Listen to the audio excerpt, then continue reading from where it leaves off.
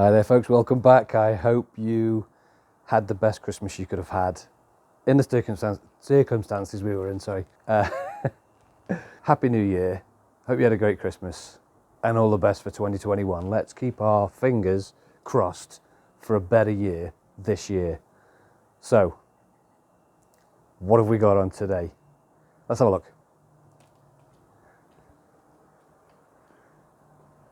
No, it's not the Starship Enterprise. It looks like it, doesn't it? I said last year that I was going to be doing something with my upside down aquarium.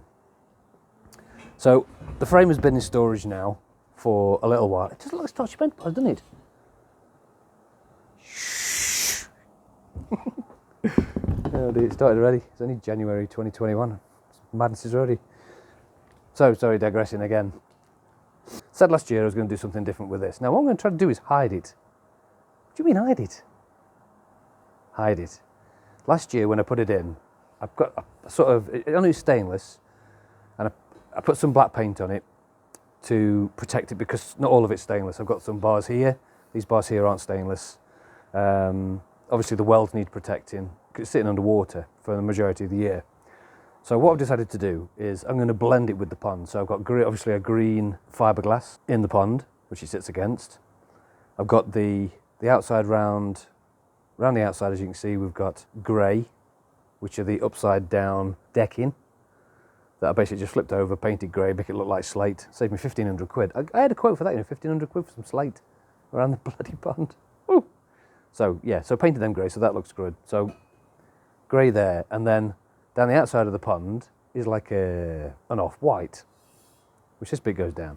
Now I'm looking to move it around a little bit, so you might be able to see the frame, because last time it was tucked down behind the back. But what I'm going to do is looking at some lighting this year, so the lights might get in the way. So I want to try to be able to hide the frame on this. So when you look at the pond and you see the aquarium, this frame blends, if that makes sense. Again, don't knock it till you've tried it.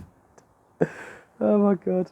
Anyway, I'm going to do a bit of painting actually. I'm going to get this bit looking like British Racing Green. This bit's going to be like a grey, and then this is going to be the off-white. Now, I know you're screaming out there, don't put paint in your pond, it'll kill your fish. Okay, I hear you. I've done a bit of reading up on this, and to be honest, I've painted other things and put them in the pond before now, and my fish are still alive. They've not gone all like 2 heads and stuff, or whatever. So I think when you put paint in your pond, if you tip some paint in your pond, it's going to kill your fish. If you spray something near your pond, goes and lands in the pond, it may harm your fish. When you think about it, my pond is full of fiberglass, which was acetone and acetates, or whatever they call it, whatever the chemicals are they use, and the colours to paint the inside of my pond. So the whole thing is filled with paint that's gone off. So hopefully that makes sense. I know some of you probably still won't agree, but I'm going to paint it. If it kills the fish, I'll be completely gutted, but I don't think it will. I don't think it will. So, we're going to get this done. We're going to get this ready. It's going to sit in the garage for the rest of the winter now. It's only January yet, so I won't need it till March, April time. And it'll sit in the garage. It'll be all nice and ready. Zing ping clean. Zing ping, looking like new. I'm going to have to call this something as well, aren't I? I've got the AW455, the media containment system. I've got the blower, the 39 blower. What should I call this? Comment below. I need to paint this one as well. The Starship Enterprise. No. Anyway, so let's crack on and let's get some painting done.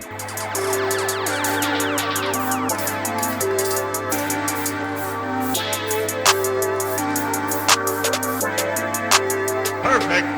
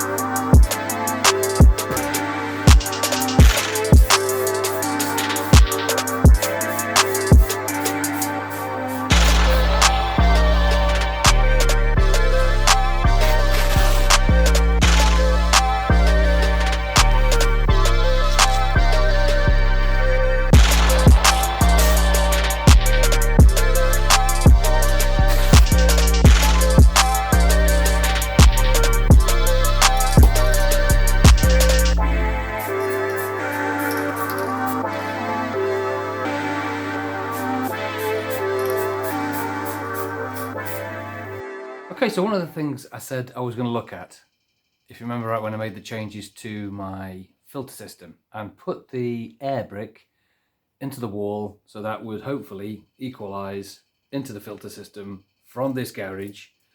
That's, what is the temperature today? Temperature's around about 11 degrees today. It's been going sort of hovering between 9 and 11.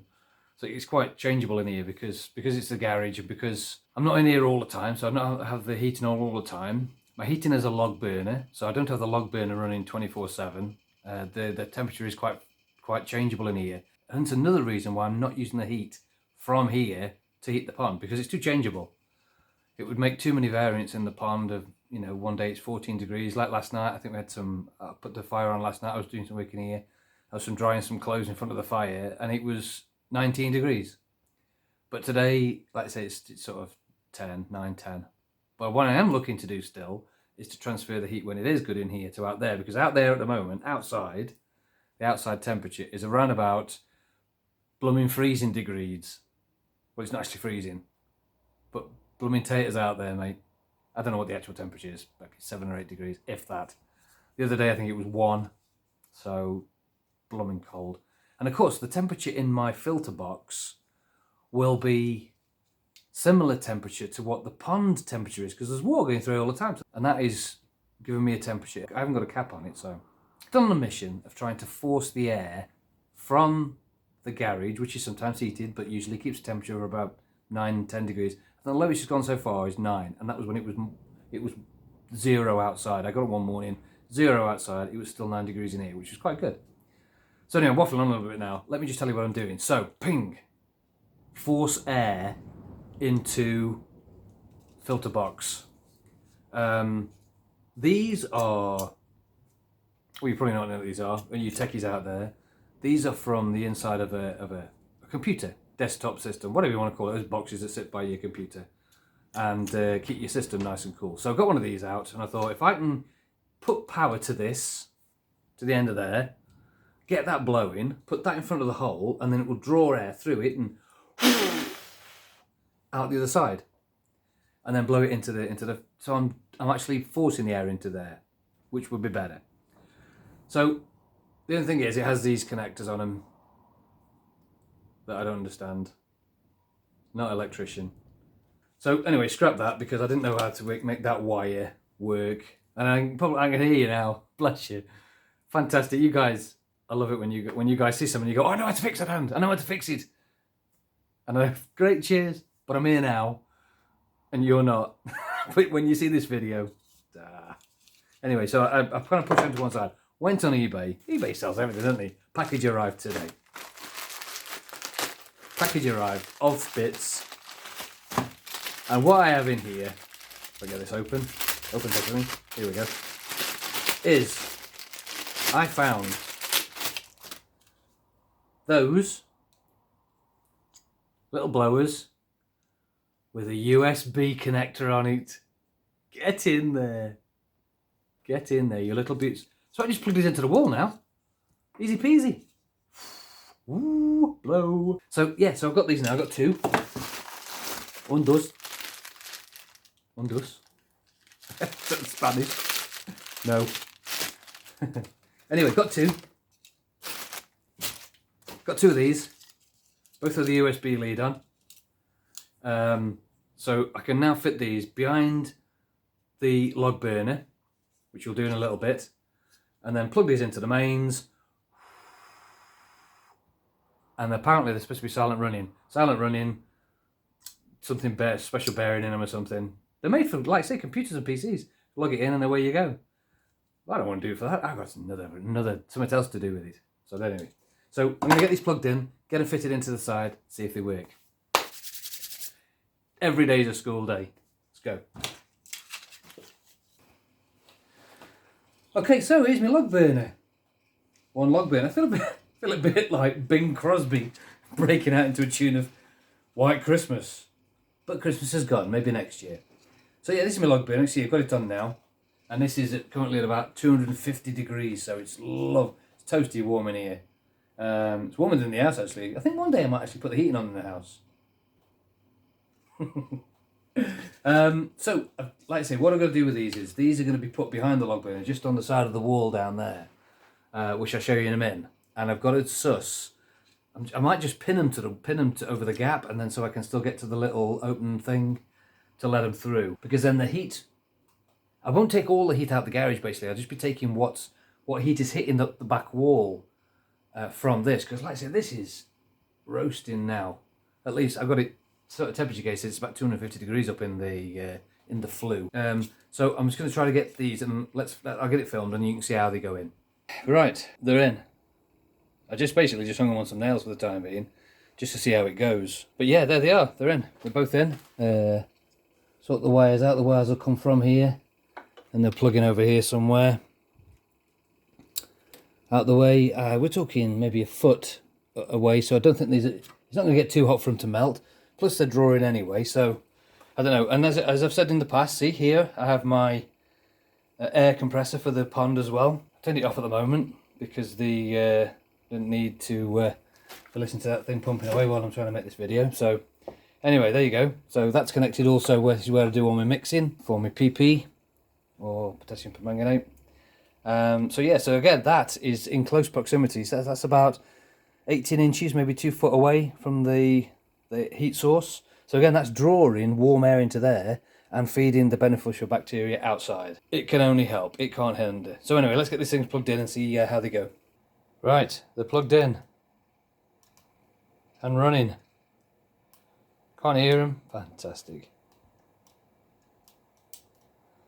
So fire's on. I'm going to put the compressor back on in a minute. Just turn it off so I could do this video in. Yeah, we'll see how that goes. I've just done a temperature check in the pond filter box. That's currently 5 degrees. So with this fire brunting away quite nicely at nearly 300 degrees, I'm going to see what happens. Come back in an hour or so, see if the temperatures go up in there. I doubt it, just to help with that. Because it's what I do, I like to try things. Well, I think we might be knocking this. But anyway, don't knock it until you've tried it. And now I'm trying it. Okay, so there it is. A couple of days of curing going off. So everything's nice and dry. Giving quite a good finish to it. This is virtually the same colour now as the inside of the pond, so that should blend quite nicely. This top bit hasn't come out as dark as I thought it was going to do. I might have to give it another flash over of paint. This should be darker really, because it's got this bit's got to blend with the wood on the top of the pond. Not been able to get the right paint colour for the backs yet, because this has got to disappear into the back as well. So I've got loads of time for this. You know, I can finish this off between now and spring. So I've got till March. Put this back in storage somewhere until I get hold of the paint. No rush. Get it finished up, because this is going to move around now somewhere else on the pond, because my other projects that are going on, the aquarium will get in the way if that's the case, I think, at the moment. So anyway, there you go. So we'll get this finished in another video.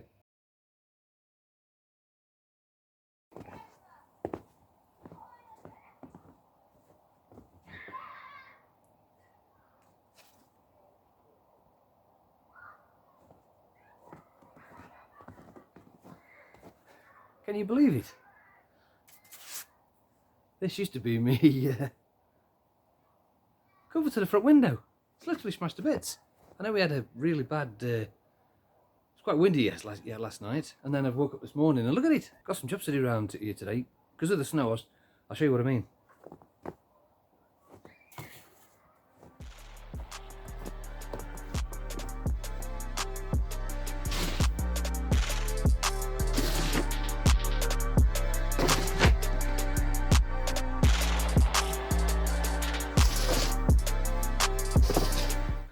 Right, so what I found is, because I've got nearly 4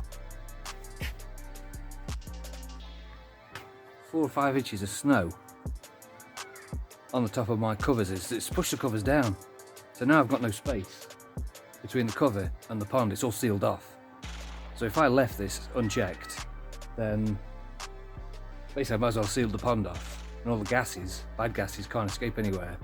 I've got some problems with potentially some dead fish. I'm gonna have to. One of the things with snow is you got to make sure these things are cleared, because if they're not, it'll just seal the pond off, and then you're in a whole world of pain. I better get these covered undone.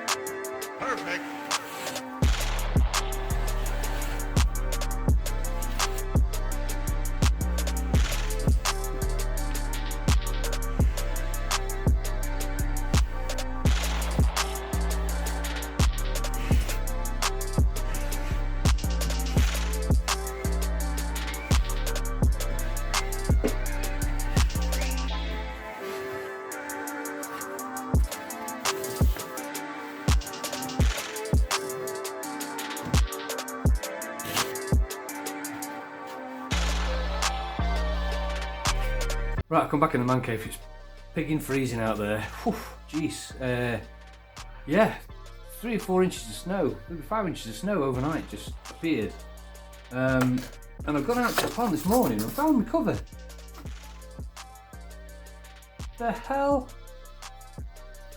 Anyway, I can't find the rest of it. No idea where the rest of it is. I think the rest of it's under the snow somewhere, or I don't know. The only bits of polystyrene I've got now are these little off-cutty bits.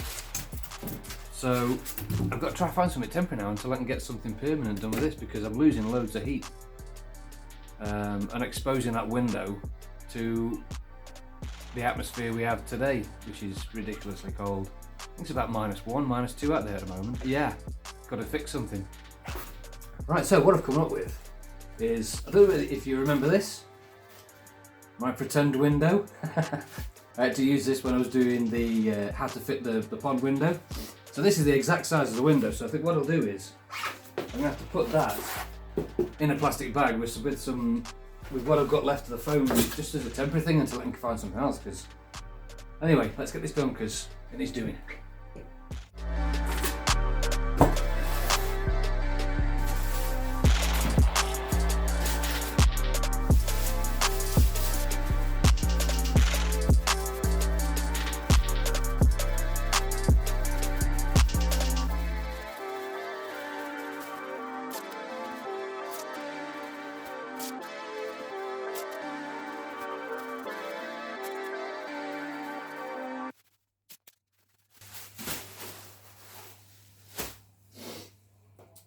Oh well, that's not ideal, but do the best you can with the materials you've got available at the time. Right, let's go get it fitted back on again.